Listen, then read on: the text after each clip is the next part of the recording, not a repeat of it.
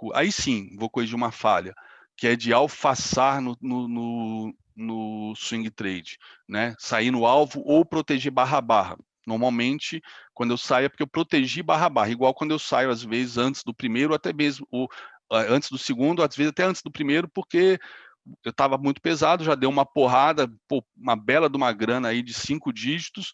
Aí eu falei, vou proteger, né? Para que vou deixar voltar? Se eu já posso botar, sei lá, 20 pau no bolso em 5 minutos e são 9h30 da manhã ainda. Vou botar, né? Depois eu pego outra.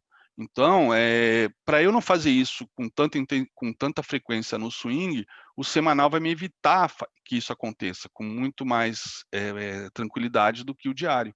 Por quê? Vou botar o stop na mínima do semanal e vou deixar rolar. Acabou, deixa eu rolar, né? Então tá aqui. Então, média de 40 e média de 4, tá? São as minhas principais, para eu monitorar o diário dentro do semanal.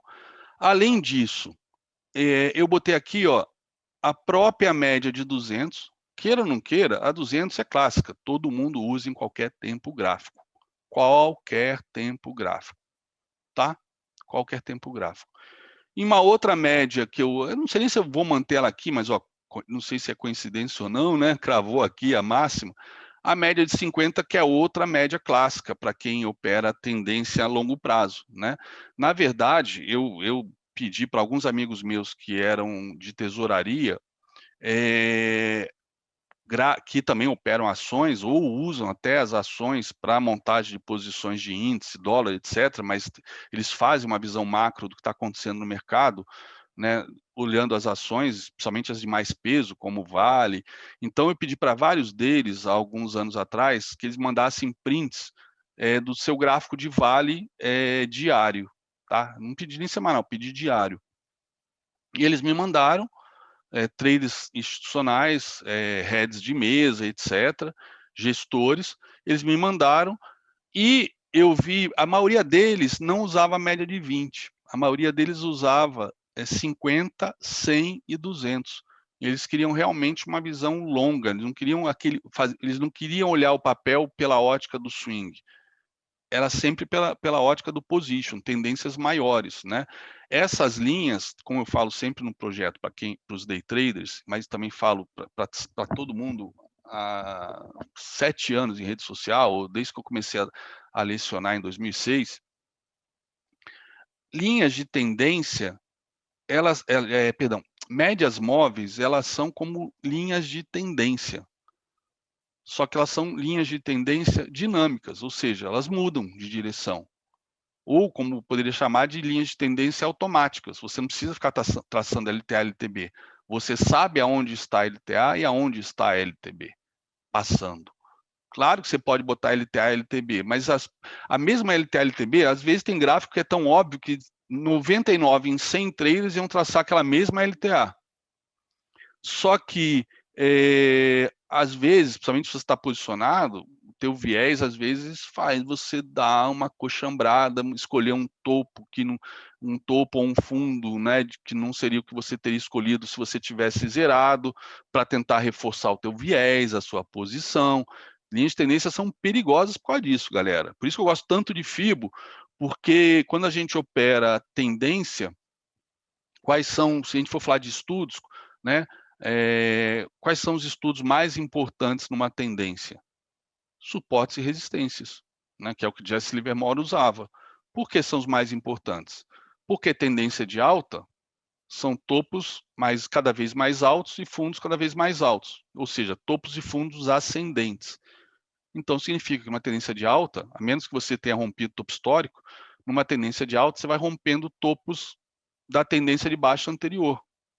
Numa tendência de baixa, né, é o contrário, você tem cada vez topos mais baixos e fundos mais baixos, ou topos e fundos descendentes.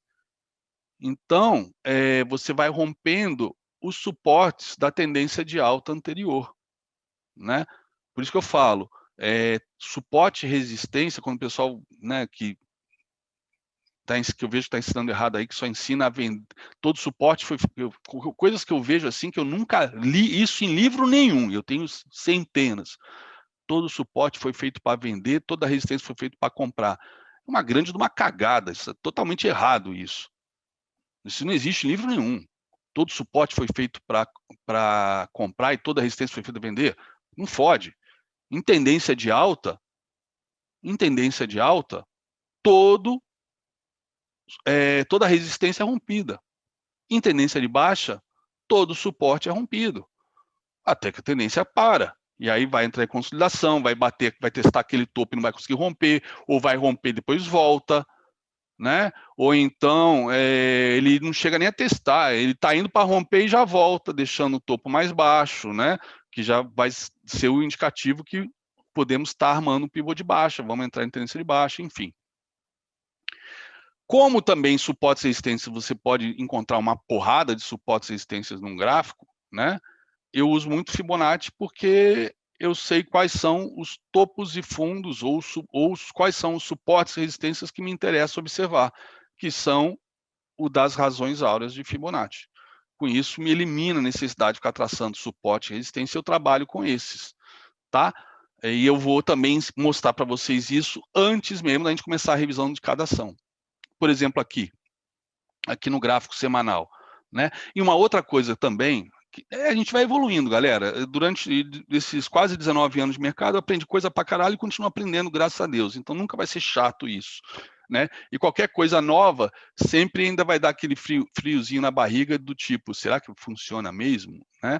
Porque você ainda não tem tanto tempo de uso daquela nova maneira de ler ou de traçar um estudo para dizer, não, é assim mesmo que funciona. Por exemplo, não é segredo para ninguém que eu aprendi com o Zé, no day trading, a usar muito a projeção ou as retrações do gráfico semanal. Por quê? Coisa que eu nunca fiz na minha vida. Nunca fiz na minha vida. Por que eu aprendi isso com ele, justamente com ele? Porque, como vocês sabem, ele foi trader institucional por 11 anos, né, da tesouraria do Itaú, ou seja, operava o dinheiro dos Vilela, dos Setúbal e dos Moreira Salles, tá? Então, ele falava que a porradaria se dava, né, nas máximas e mínimas de semanal. Era onde quem estava comprado, né, não deixava, né, podia até deixar o cara socar durante a semana para baixo, que ele aproveitava para comprar mais, mas quando chegava na mínima da semana anterior, onde ele comprou para caramba, pô, ali, a partir dali, ele começa a tomar prejuízo. Ele vai tentar defender, né? E se ele, de repente, no giro de um trader institucional, né, que às vezes faz centenas de operações, mas está tudo dentro de uma única grande operação, que é se posicionar comprado, mas ele larga lotes, né, para poder ganhar força para voltar a comprar, e quando já está com o VAR no limite, então ele devolve um pouco para poder ter força de fazer um rompimento, ou ele devolve um pouco, vai botando o lucro no bolso, né, e vai defender lá na mínima da semana, justamente quando quem está vendido quer romper aquilo, aí ele está com fôlego para brigar e puxar de volta. Então, isso no índice, no dólar, tem sido uma alegria constante para a gente, essa experiência, esse conhecimento, né? E com isso, o que acontece? Eu que sempre operei pivô, continuei operando, né? Estou com o Zé há um ano, mais de um ano e 2 meses, 3 meses com a gente no projeto. Eu sempre operei pivô e durante até pelo menos, sei lá, até dezembro do ano passado, que eu continuava fazendo meus pivôs, os meus alvos e o do Zé sempre batiam nos mesmos lugares com diferença de alguns pontos, né? Só que algumas vezes eu não tinha um pivô para projetar e eu comecei a usar a técnica dele de espelhamento, né? Quando eu não tinha pivô. E com o tempo você começa a usar espelhamento pivô. Quando você vê, você não precisa mais usar o pivô, até porque os alvos vão bater no mesmo lugar. Então, se nem sempre tem pivô, aí eu uso espelhamento. E se os alvos de pivô e espelhamento são praticamente no mesmo lugar, sendo que eu estou com a sensação nos últimos tempos que o espelhamento ele crava com mais precisão, né? O que às vezes no meu pivô ele rompia, mas voltava, eu falava, tá vendo? Cravou, deu uma violada, mas cravou. Espelhamento, às vezes, nem violar viola. Nem violar viola. Nem violar viola. Bate cravado e volta. Então, eu comecei a fazer muito espelhamento também no semanal das ações para ver os alvos. Principalmente nesse movimento que a gente teve dos 93 mil para os 125 mil, né, que o pivô ficou muito distorcido, porque quase todos os papéis fizeram meio que um fundo duplo. Então, no final, o fundo duplo, né, para quem opera a figura, você espelha a altura da figura, seja para cima, se é um fundo duplo, seja para baixo, se é um topo duplo. Então, na prática, eu não projetei pivô, eu projetei espelhamento, e eu vi os alvos sendo atingidos com precisão, né, alvos de fibo, então não é nem o alvo de figura, porque a figura, a projeção é de 100%, aí quando rompe o 100%, você pode botar uma outra extensão daquela figura que daria 200%, né? Então, por exemplo, aqui, tá? De novo, eu estou pegando esse gráfico aqui, por acaso, ele está me servindo de exemplo. Não sei, espero que não esteja confundindo ninguém, tá? Ó, por exemplo, aqui eu tenho um fundo duplo, tá? Como é que funciona a figura? Pô, rompeu a figura. Ctrl C, Ctrl V, tá? Ó, próximo alvo da figura, ó. Opa, tá aqui, ó. Opa, deixa eu puxar aqui pro lado então, ó. Ó, foi lá na figura e voltou um pouquinho. Rompeu. Bom, se rompeu, quem opera a figura faz o quê? Próximo alvo da figura, ó, aqui, né? Foi lá? Não foi. Rompeu? Não foi. Foi aonde? Um alvo de fibra. Quer dizer, ficou até devendo um tiquinho aqui, né? Ficou até devendo um tiquinho aqui, né? Então, deixa eu apagar a figura aqui, na verdade, um fundo duplo ali, acabei fazendo um retângulo, né? Todo fundo duplo, no final, a gente pode desenhar um retângulozinho, fundo duplo, topo duplo, enfim. Então, aqui, acabei botando os alvos de fibra, ó. Os alvos de fibra aqui. Talvez aqui meu erro, olha só, foi pegar, ó, eu peguei este topo aqui, ó, aqui e aqui, não, aqui cravou o alvo de fibra, 160 aqui que não tinha cravado. Mas talvez, ó, o alvo mesmo, se eu for pegar topo, não pegar essa máxima, mas a máxima dessa semana aqui, né, que foi uma semana de alta. Aqui foi uma semana de baixa, mas aqui foi a última semana de alta, que depois sim virou, né? De repente, o erro, ó, como eu sempre falo, o erro nunca é de Fibo, sempre é do desenhista. De repente, eu posso realmente ajustar agora para pegar o espelhamento deste movimento aqui, ó.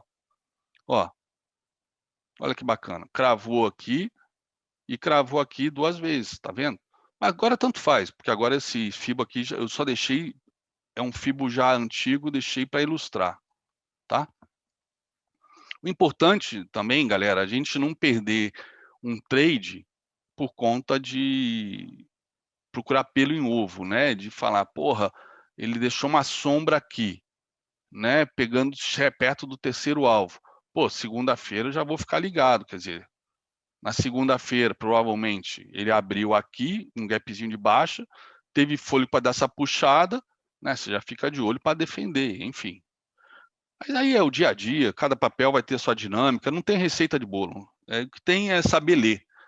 Aqui não é decoreba de literatura, versus dodecassílabos, versus alexandrinos, não, isso aqui é estilo barroco, não, isso é estilo parnasiano, porra nenhuma. É para ler a poesia e curtir, ficar maravilhado, né?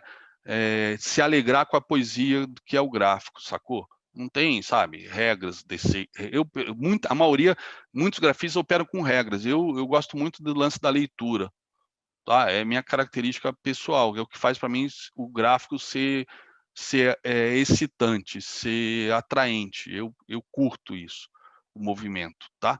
Então tá aqui. Aqui é a projeção de fibra. Então, nesse momento que eu estou invertendo o diário, né? Estou botando o diário em segundo plano e botando o semanal em primeiro plano, isso me facilita também pra caramba o planejamento do trade. Por quê?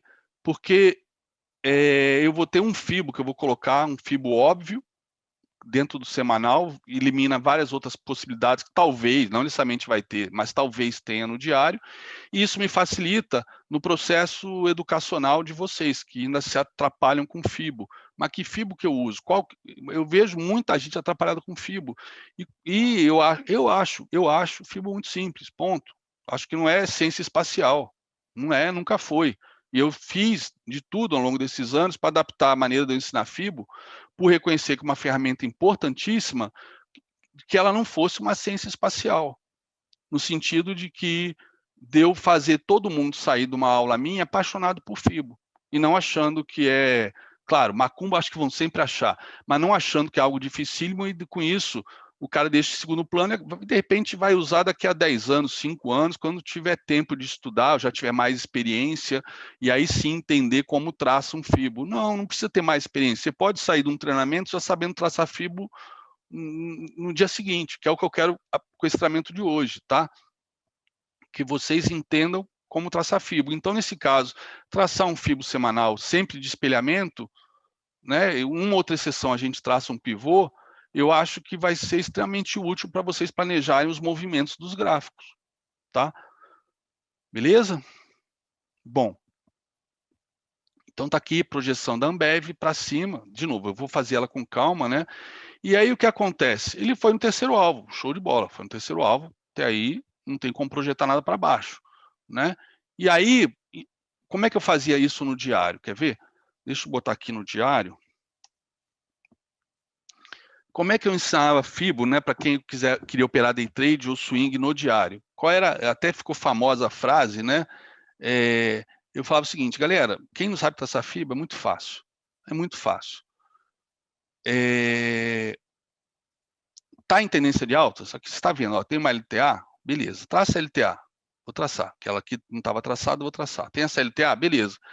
Perdeu a LTA, FIBO nela, FIBO nela. Ou seja, você já tem, para quem o uso mais fácil de FIBO, né? O uso mais fácil de FIBO, ó, e agora eu vou fazer o seguinte, eu ia tirar ele aqui do diário, deixa eu tirar rapidamente aqui, ó. Que aí, esse FIBO que eu vou mostrar é o mais fácil de todos. Opa, não é isso.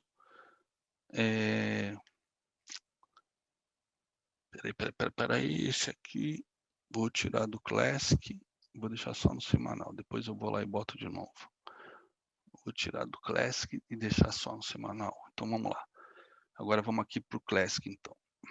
Pronto.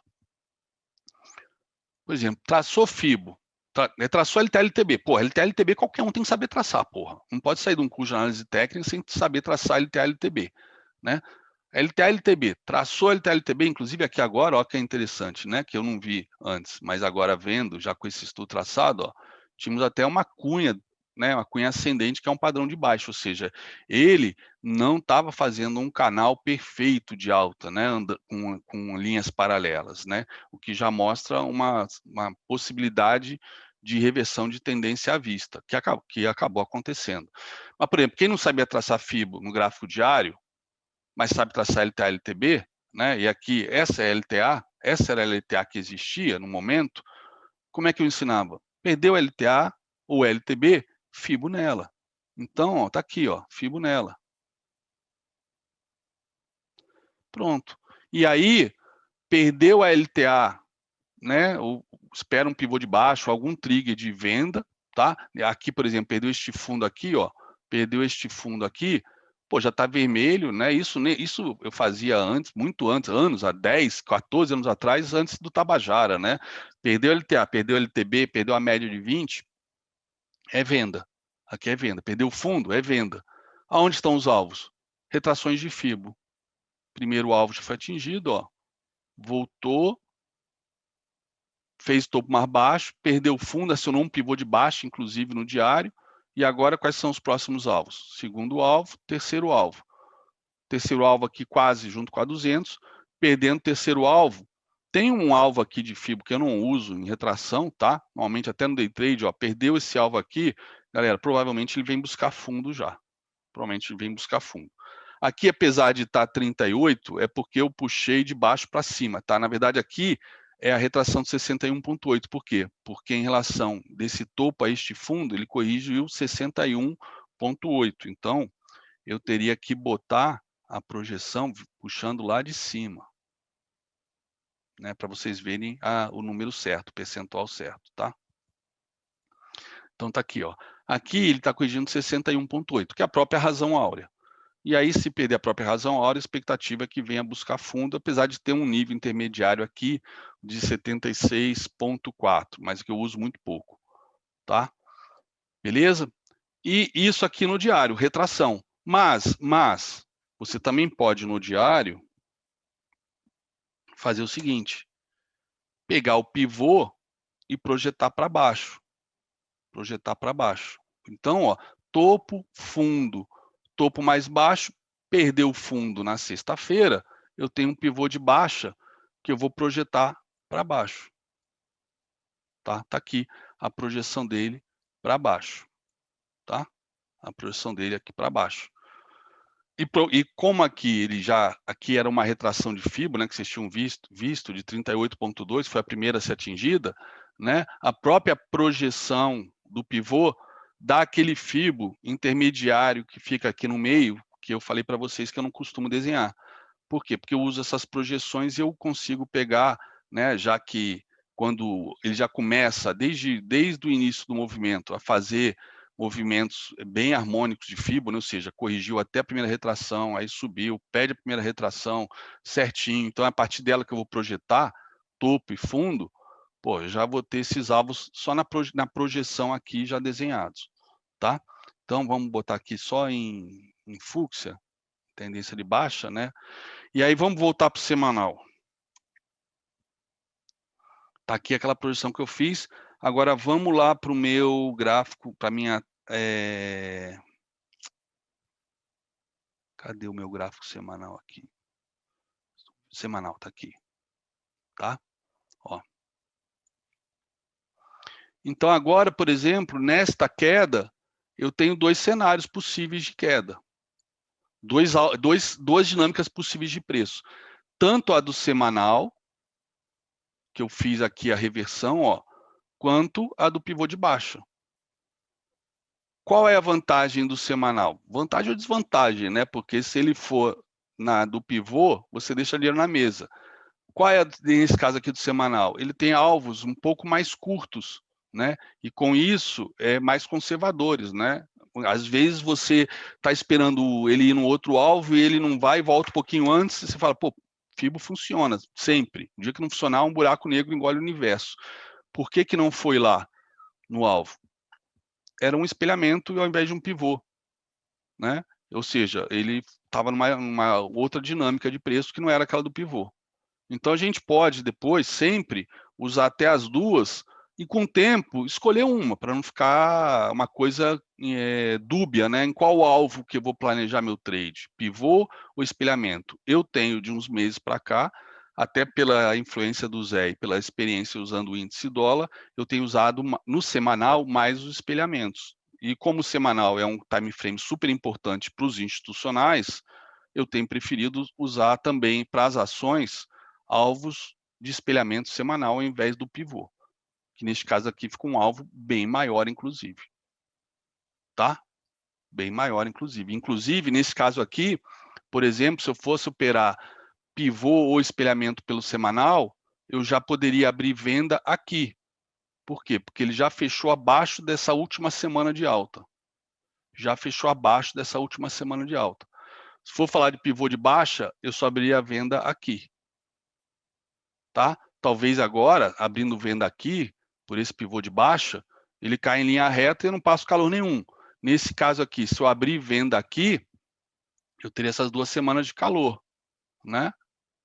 Por outro lado, se aqui ele rompeu esse candle semanal, e aí vamos pensar igualzinho a gente faz no day trade, né?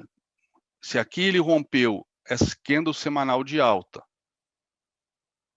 mas deixou essa sombrinha, eu boto, ou seja, houve uma defesa aqui, inclusive, ó, ele acabou parando até no primeiro alvo, ele fez suporte no primeiro alvo justamente desse movimento de alta, ele perdeu aqui o semanal anterior, mas deixou uma sombrinha, eu falo, eu vou entrar quando romper o candle 4.